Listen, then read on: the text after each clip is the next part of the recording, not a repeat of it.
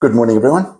Well, we pick up again on Luke's Gospel, chapter 121. As I said, a lot of doom and gloom and strange things go on in Luke's Gospel, chapter 21. So if you're looking for something really depressing, go and have a look at that.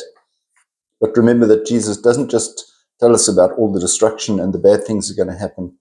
He says, there will be signs in the sun and moon and stars. I don't know about you, but I quite enjoy watching a beautiful sunset or a sunrise.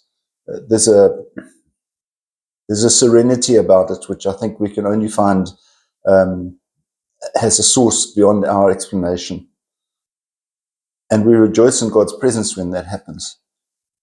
To also see a beautiful, clear night when there's no moon and the stars are just glowing, and just to appreciate how many there are and that the distance they are away from us, and yet we're able to appreciate them.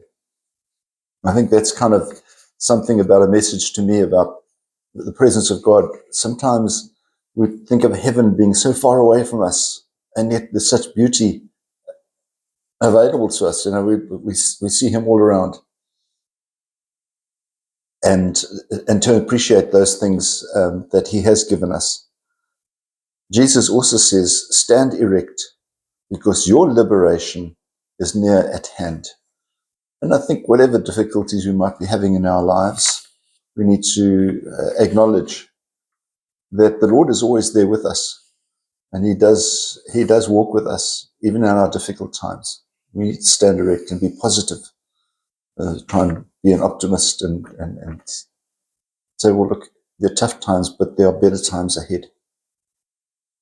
The Old Testament reading from today is where Daniel gets thrown into the lion's den. And we know that yesterday we heard about King Nebuchadnezzar, who had got himself into trouble by stealing all the cups and things like that from the sanctuary and in Jerusalem, and so therefore there was some payback for him. But in this particular case, the king is caught out by his own rule. He said that nobody may be praying to another god, and then suddenly Daniel was found praying to another god, and Nebuchadnezzar had no choice but to throw Daniel into the lion's den, and the den was sealed up. But all the one night through, Nebuchadnezzar couldn't sleep, and he was praying that no harm would come to him. And when they went in the morning, he opened up the lion's den, and there was Daniel standing there, and the lions weren't quite purring, but they didn't harm him at all. And needless to say, all the bad guys were caught, and they were thrown into the lion's den, and suddenly the lions got their appetites back again, and they got polished off, excuse the pun.